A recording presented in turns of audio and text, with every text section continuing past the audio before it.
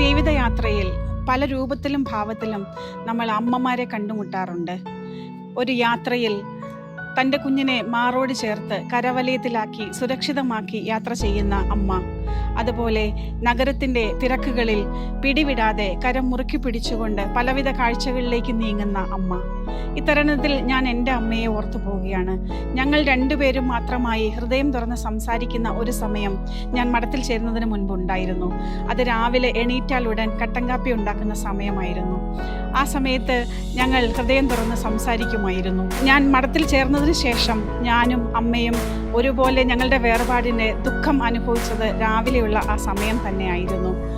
മഠത്തിൽ ചേർന്ന് കുറച്ച് ദിവസങ്ങൾക്ക് ശേഷം മാതാവിൻ്റെ തിരുസ്വരൂപത്തിൻ്റെ മുൻപിൽ വന്നിട്ട് ഞാൻ പരിശുദ്ധ അമ്മയോട് പറഞ്ഞു, അമ്മേ, ഹൃദയം തുറന്ന് സംസാരിക്കാൻ എനിക്ക് ശക്തി പകരാൻ എൻ്റെ പെറ്റമ്മ എൻ്റെ കൂടെയില്ല.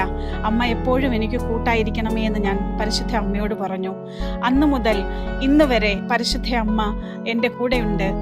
ജീവിതത്തിൻ്റെ പ്രശ്നങ്ങളിലും പ്രതിസന്ധികളിലും ഞാൻ ഈ ജപമാല കരങ്ങളിൽ മുറുകെ പിടിക്കും. അപ്പോൾ അമ്മ എൻ്റെ കരങ്ങളിൽ പിടിക്കുന്നത് പോലെയാണ്.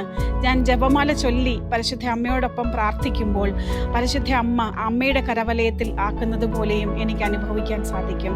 സ്നേഹമുള്ള സഹോദരങ്ങളെ, ഈ ജപമാല മാസത്തിൽ, ഈ ഒക്ടോബർ മാസത്തിൽ പരിശുദ്ധ ജപമാല ചൊല്ലി നമുക്കെല്ലാവർക്കും പ്രാർത്ഥിക്കാം. പരിശുദ്ധ അമ്മയുടെ കരവലയത്തിൽ നമുക്കായിരിക്കാം.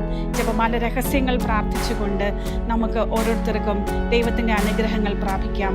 പരിശുദ്ധ അമ്മ നമ്മെ ഓരോരുത്തരെയും സമർത്ഥമായി അനുഗ്രഹിക്കട്ടെ. ആമേൻ.